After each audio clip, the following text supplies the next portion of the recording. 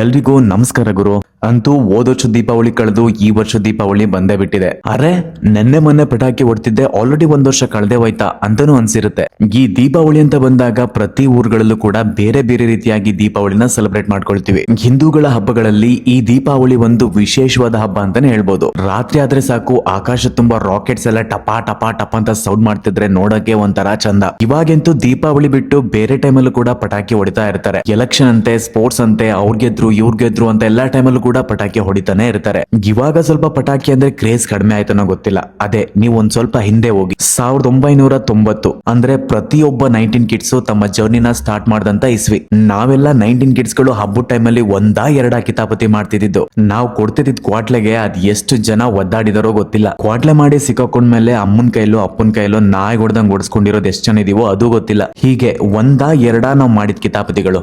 ಇವತ್ತಿನ ಈ ಎಪಿಸೋಡ್ ನಲ್ಲಿ ಯಾರೆಲ್ಲ 19 ಕಿಡ್ಸ್ ಇದಾರ ನಿಮ್ಗೋಸ್ಕರ ಒಂದು ಸ್ಪೆಷಲ್ ವಿಡಿಯೋ. ಚಿಕ್ಕ ವಯಸ್ಸಲ್ಲಿ ಮಾಡಿದಂತ ದ ಮೋಸ್ಟ್ ಡೇಂಜರಸ್ ಕ್ವಾಟ್ಲೆಗಳು ಮತ್ತೆ ದೀಪಾವಳಿ ಹಬ್ಬದ ಹಿಂದಿರುವಂತ ವೈಜ್ಞಾನಿಕ ಕಾರಣ ಏನಿರ್ಬೋದು ಈ ವಿಡಿಯೋ ನಿಮ್ಗೆ ತಿಳಿಸ್ಕೊಡುತ್ತೆ. ಚಾನಲ್ಗೆ ಫಸ್ಟ್ ಟೈಮ್ ವಿಸಿಟ್ ಆಗಿದ್ರೆ ಸಬ್ಸ್ಕ್ರೈಬ್ ಮಾಡಿಲ್ಲ ಅಂದ್ರೆ ಸಬ್ಸ್ಕ್ರೈಬ್ ಮಾಡೋದ್ರ ಮುಖಾಂತರ ಚಾನಲ್ನ ಪ್ರೋತ್ಸಾಹಿಸಿ.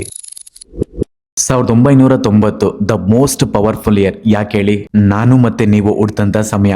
ಹೆಚ್ಚಾಗಿ ನಮ್ಮ ಎಲ್ಲಾ ಕಿತಾಪತಿಗಳು 4 ಮತ್ತೆ 5 ವರ್ಷದಿಂದ ಹೆಚ್ಚಾಗಿ ಸ್ಟಾರ್ಟ್ ಆಗಿರುತ್ತೆ. ಸ್ಕೂಲ್ ಮುಗಿದ್ರೆ ಸಾಕು, ಸ್ಕೂಲ್ ರಜೆ ಸಿಕ್ಕಿದ್ರೆ ಸಾಕು, ಗೋಲಿ ಬುಗುರಿ ಚಿನ್ನಿದಾರ ಅನ್ಕೊಂಡು ಮಸ್ತಾಗಿ ಆಟ ಆಡ್ತಿದ್ದ ಟೈಮ್ ಅದು. ವರ್ಷ ಪೂರ್ತಿ ಹಬ್ಬಗಳು ಬರ್ತಿದ್ರು ಕೂಡ ನಮ್ಮ ಮನೆಯಲ್ಲಿ ಅವಾಗಿನ ಪರಿಸ್ಥಿತಿಗೆ ವರ್ಷಕ್ಕೆ 1 ಜೊತೆ ಇಲ್ಲ 2 ಜೊತೆ ಬಟ್ಟೆ ತಗೊಡ್ತಿದ್ರು. ಅದು ನಮ್ಗೆ ಪ್ರಪಂಚದಲ್ಲಿ ಏನೋ ಗೆದ್ದಿದೀವೋ ಅನ್ನೋ ಸಂತೋಷ ತಂದ್ಕೊಡ್ತಿತ್ತು. ಇವಾಗ ತುಂಬಾ ಬಟ್ಟೆಗಳಿದೆ, ಆದ್ರೂ ಆ ಖುಷಿ ಇಲ್ಲ ಬಿಡಿ. ನಮ್ಮಪ್ಪ ಅಮ್ಮ ಅವ್ರಿಗೆ ಬಟ್ಟೆ ತಗೊಳ್ತಿದ್ರಿಲ್ವಾ ಗೊತ್ತಿಲ್ಲ, ಆದ್ರೆ ನಮಗ್ ಮಾತ್ರ ಪಕ್ಕ ಕೊಡಿಸಿದ್ರು ದೀಪಾವಳಿ ಬಟ್ಟೆನ. ಇನ್ನು ಹಬ್ಬ ಸ್ಟಾರ್ಟ್ ಆಗೋಕು 1 ವಾರದ ಮುಂಚೆನೆ ನಮ್ಮ ಊರಲ್ಲಿರೋ ಚಿಕ್ಕ ಚಿಕ್ಕ ಗೂಡಂಗಡಿಗಳೆಲ್ಲ ಪಟಾಕಿ ತಂದು ಮಡಗ್ಬಿಟ್ಟಿರೋರು. ಇನ್ನು ಪಕ್ಕದ ಬೀದಿಲಿ ಯಾರಾದ್ರೂ ಪಟಾಕಿ ಹೊಡಿತಿದ್ರೆ ಸಾಕು, ನಮಗಿಲ್ಲಿ ಮುಲ ಸ್ಟಾರ್ಟ್ ಆಗಿರೋದು. ನಮ್ಮ ಅಪ್ಪ ಅಮ್ಮನ ಹತ್ರ ಉಗಿಸ್ಕೊಂಡು ಬೈಸ್ಕೊಂಡಾದ್ರೂ 1-2 ರೂಪಾಯಿ ಕಿತ್ಕೊಂಡು ಹೋಗ್ಬಿಟ್ಟು ಪಟಾಕಿ ತಗೊಳ್ತಿದ್ದು. ಪಟಾಕಿ ಅಂದ್ಮೇಲೆ ಡಮ್ ಅನ್ನೋದು ಸುರ್ ಅನ್ನೋದು ಎಲ್ಲಾ ರೀತಿ ಇರ್ತಿತ್ತು. ಆನೆ ಪಟಾಕಿ, ಆಟಂ ಬಾಂಬು, ಲಕ್ಷ್ಮಿ ಪಟಾಕಿಯಿಂದ ಹಿಡಿದು ಸುರ್ಸುರ್ ಬತ್ತಿ, ಹೂವಿನ ಕೊಂಡ, ಕೃಷ್ಣ ಚಕ್ರ ಮತ್ತೆ ರಾಕೆಟ್. ಅದ್ರ ಜೊತೆಗೆ ಮೆಣಸಿನಕಾಯಿ ಪಟಾಕಿ, ಜೊತೆಗೆ ನಮ್ಮೆಲ್ಲರ ಮೋಸ್ಟ್ ಫೇವರೇಟ್ ರೀಲ್ಸ್ ಪಟಾಕಿ ಇಲ್ಲ ಅಂದ್ರೆ ಗೆಜ್ಜ ಪಟಾಕಿ. ಏನ್ ತಗೊಳ್ಳಿಲ್ಲ ಅಂದ್ರೂ ಪಟಾಕಿ ಬಾಕ್ಸ್ ಒಳಗೆ ಒಂದು ಕೋವಿ ಅಂತೂ ಇದ್ದೇ ಇರೋದು. ಅದನ್ನ ಹೊಡಿಯಕ್ ಸ್ಟಾರ್ಟ್ ಮಾಡಿ 1 ದಿನ 2 ದಿನ, ನೆಕ್ಸ್ಟ್ ಡೇ ಅದು ಕಲಾಸ್. ಕೋವಿ ಹೋದ್ಮೇಲೆ ಇನ್ನೇನ್ ಮಾಡೋದು, ಕಲ್ ತಗೊಂಡು ಸುತ್ಕೆ ತಗೊಂಡು ಕಲ್ ಮೇಲೆ ಇಟ್ಟು ಚಟ್ ಚಟಾರ್ ಅಂತ ಹೊಡಿತಿದ್ದ ಅಷ್ಟೇ. ಸ್ಟಾರ್ಟಿಂಗ್ ಹೊಡಿಬೇಕಾದ್ರೆ ಪಟಾಕಿ ಕಿಡಿ ಮಕ್ಕಕ್ಕೆ ರಪ್ ಅಂತ ಹೊಡೆಯೋವರೆಗೂ ನಮ್ಗೆ ಭಯ ಹೋಗ್ತಿರ್ಲಿಲ್ಲ. ನಮ್ ಸುತ್ತಮುತ್ತ ಅಂತೂ ನಮ್ ಹುಡುಗರಿದ್ರೆ ಮುಗೀತು. ನಾನ್ ನೋಡಲ್ಲೇ 1 ಮೇಲೆ ಇಟ್ಟು ಹೊಡಿತೀನಿ, 2 ಹೊಡಿತೀನಿ, 3 ಹೊಡಿತೀನಿ ಅಂತ ಕೊಡ್ತಿದ್ ಬಿಲ್ಡಪ್ ನೋಡಿದ್ರೆ ಅಬ್ಬಾ. ನಾನು 4ನೇ ಕ್ಲಾಸಲ್ಲಿ ಇರ್ಬೇಕಾದ್ರೆ ನಮ್ ದೊಡ್ಡಪ್ಪನ ಮಗ ರೀಲ್ಸ್ ಪಟಾಕಿನ ನೆಲಕ್ಕುಜ್ ಹೊಡ್ದ ಅಂತ ನಮ್ ಟೀಚರ್ ನಾಯಿ ಹೊಡೆದಂಗ್ ಹೊಡೆದಿದ್ರು. ಇನ್ನೊಂದ್ ಕಿತಾಪತಿ ನಾವ್ ಏನ್ ಮಾಡ್ತಿದ್ವು ನೆನ್ಪ್ ಮಾಡ್ಕೊಳ್ಳಿ, ಆಟಂ ಬಾಂಬ್ ಮೇಲೆ ಹೊಡೆದಿರೋ ಕೊಡಪಾನೋ ಡಬ್ಬನೋ ಇಲ್ಲ ಬಾಕ್ಸ್ ನ ಇಟ್ಟು ಢಮಾರ್ ಅನಿಸ್ತಿದ್ದು. ಕೆಲವೊಂದ್ಸಲ ತಪ್ಲಿಗಳನ್ನ ಇಟ್ಟು ಡಮ್ ಅನ್ಸಕ್ ಹೋಗಿ ಅದ್ರ ಸಿಡ್ದಿದ್ ಫೋರ್ಸ್ಗೆ ಅದ್ರ ಚೂರೆಲ್ಲ ಕೈಗೆ ಕಾಲಿಗೆಲ್ಲ ಚುಚ್ಕೊಂಡಿರೋದು ಇದೆ. ಇನ್ನು ನಮ್ಗೊಂದು ಮಂಡ ಧೈರ್ಯ ಅಂದ್ರೆ ಪಟಾಕಿನ ಕೈಲಿ ಕಚ್ಚಿ ಮೇಲೆ ಎಸೆಯೋದು. ಎಷ್ಟೋ ಸಲ ಪಟಾಕಿ ಕೈಲಿ ಕಚ್ಚಿ ಬೇಕಾದ್ರೆ ಕೈಲೇ ಸಿಡ್ದು ಕೈ ಗಾಯ ಆಗಿರೋದು ಉಂಟು. ದಾರಿಲಿ ಯಾರಾದ್ರೂ ಹೋಗ್ಬೇಕಾದ್ರೆ ಪಟಾಕಿ ಕಚ್ಚಿ ಅವ್ರ ಪಕ್ಕಕ್ಕೆ ಜೋರಾಗಿ ತೆಗ್ದೆಸೆಯೋದು, ಅವ್ರು ಅದನ್ನ ನೋಡಿ ಓಡಿಸ್ಕೊಂಡ್ ಬರೋದು. ಈ ತರ ಎಲ್ಲ ಕಿತಾಪತಿಗಳು ಮಾಡಿದೀವಿ. ಇನ್ನು ನಾಯಿ ಮಲಗಿದ್ರೆ ನಾಯಿ ಪಕ್ಕಕ್ಕೆ ಹೋಗಿ ಪಟಾಕಿ ಕಚ್ಚಿ ಢಮ್ ಅನ್ಸ್ಬಿಡೋದು.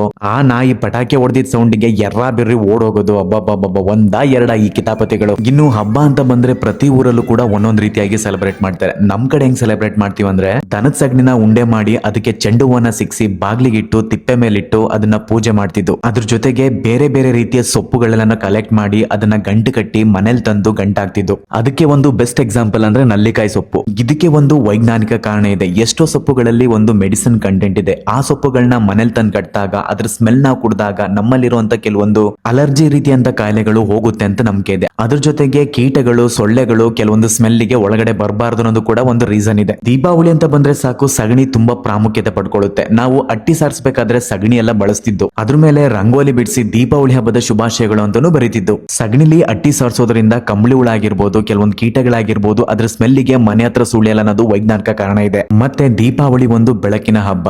ನಾವು ದೀಪದೆಣ್ಣೆ ತಗೊಂಡು ಅದಕ್ಕೆ ಬತ್ತಿ ಹಾಕಿ ಬೆಂಕಿ ಕಟ್ಟಿ ಗೀರಿ ಕಂಬದ ಮೇಲೆ ಬಾಗ್ಲತ್ರ, ಸ್ಟೆಪ್ ಹತ್ರ, ಮೆಟ್ಲತ್ರ ಎಲ್ಲ ನೀಟಾಗಿ ಜೋಡಿಸಿರ್ತಿದ್ದು. ಅದನ್ನ ನೋಡಕ್ಕೆ 2 ಕಣ್ಣು ಸಾಲದು ಗುರು, ಅಷ್ಟು ಅದ್ಭುತವಾಗಿರುತ್ತೆ. ಇನ್ನು ನಮ್ಮ ಊರಲ್ಲಿರೋ ದೇವಸ್ಥಾನಗಳಲ್ಲಂತೂ ದೀಪಗಳ ಹಾವಳಿನೇ ಹಬ್ಬಿರ್ತಿತ್ತು. ದೇವಸ್ಥಾನನ ದೂರದಿಂದ ದೀಪ ಹಚ್ಚಿರೋದ ನೋಡಕ್ಕೆ ಅದು ಎಷ್ಟು ಅದ್ಭುತವಾಗಿ ಕಾಣಿಸ್ತಿತ್ತು ಅಂದ್ರೆ 2 ಕಣ್ಣು ಸಾಲದು. ದೀಪಾವಳಿಯಲ್ಲಿ ದೀಪ ಹಚ್ಚೋದು ಒಂದು ವಿಶೇಷ ಅರ್ಥ ಇದೆ. ಎಷ್ಟೋ ಕುಟುಂಬಗಳಲ್ಲಿ, ಎಷ್ಟೋ ಸಂಬಂಧಗಳಲ್ಲಿ ಕತ್ಲೆ ಆವರಿಸ್ಕೊಂಡಿರುತ್ತೆ. ಆ ಕತ್ತಲೆಲ್ಲ ಸರಿದು ಬೆಳಕು ತುಂಬಿ ಬೆಳಕಿಂದ ಅವ್ರ ಅವ್ರ ಜೀವನ ಇನ್ನಷ್ಟು ಬೆಳಗ್ಲಿ ಮತ್ತೆ ಜೀವನ ಉತ್ತಮ ರೀತಿಗೆ ಸಾಗ್ಲಿ ಅನ್ನೋದು ಈ ಬೆಳಕಿನ ಅರ್ಥ. ಇನ್ನು ಸಿಂಪಲ್ ಆಗಿ ಹೇಳ್ಬೇಕಂದ್ರೆ ಹಬ್ಬಗಳು ಬಂದಾಗ ಫ್ಯಾಮಿಲಿ ಎಲ್ಲ ಒಟ್ಟಾಗಿರುತ್ತೆ. ಇಂಥ ಸಂದರ್ಭದಲ್ಲಿ ಏನಾದ್ರೂ ಮುನ್ಸಿಗಳಿದ್ರೆ ಸರಿ ಮಾಡ್ಕೊಳ್ಳಕ್ಕೆ ಒಂದು ಅವಕಾಶ ಕೂಡ ಸಿಗುತ್ತೆ. ಚಿಕ್ಕ ವಯಸ್ಸಲ್ಲಿ ಇರ್ಬೇಕಾದ್ರೆ ನಮ್ಮ ಅಪ್ಪ ಅಮ್ಮ ಅಜ್ಜ ಅಜ್ಜಿ ಈ ತರ ಅರ್ಥಗಳನ್ನ ನಮಗೆ ಹೇಳ್ಕೊಡ್ತಿದ್ರು.